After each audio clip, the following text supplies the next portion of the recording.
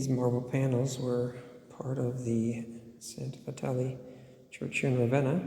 In the front of the church, there will be these areas separating the apse where the priest would serve to where the people would come and conjugate or gather.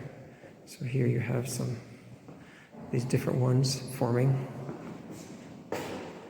You have like a Trinitary 3-leaf type cross.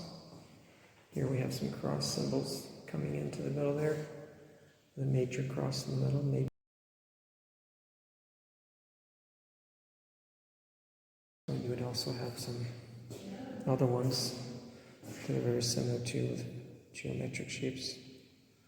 And probably the middle one of all these, there's 4 of them, but the major cross in the middle, and the leafy crosses. Actually, these designs you see in all the capitals looks like a spin wheel, but there's actually crosses in the openings.